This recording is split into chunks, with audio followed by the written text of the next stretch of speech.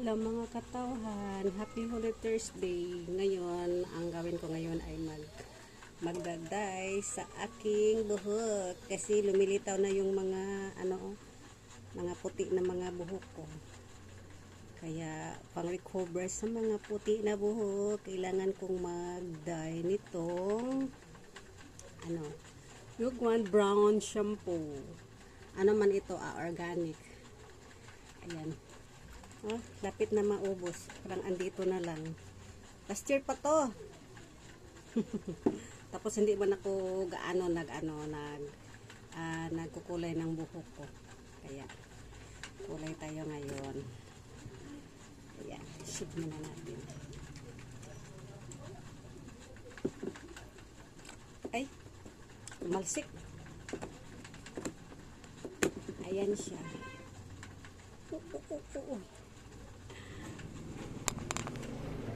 Ayan siya, oh. Tapos i-ano ko lang. I-rub-rub ko lang ganon.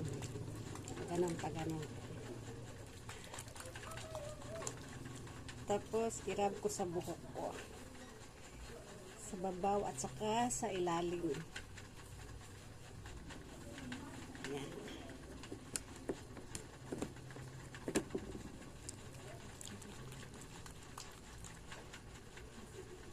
Yan. Ganunin ko siya.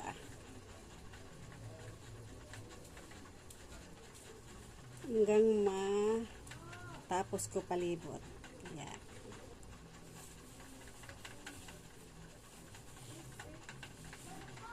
Yan lang. Haplos lang ng haplos.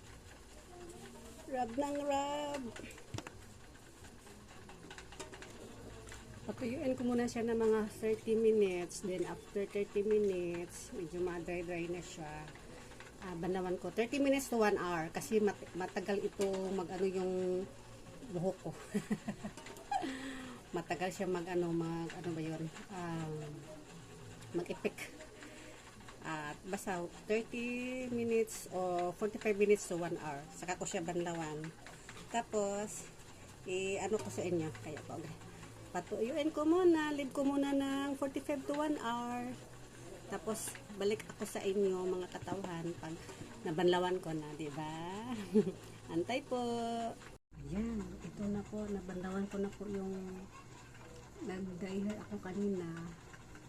So, sabi ko na wait ko lang ang 45 minutes to 1 hour para mabanlawan kasi matagal kasi ito epekto yung buhok ko ba. Matagal. Kaya ito na. Hindi pa siya maklaro yung brown kasi basa. Pero pag mauga na siya, lalo na pag nasignaga ng araw, magba-brown na siya. Kasi sobrang black itong hair ko ba. Kaya nagba-brown ako. Ayan na. Ayan na siya. Text ko na sa inyo. Ito na. Thank you for watching mga kadawhan. Bye bye. Love you all. Bye-bye.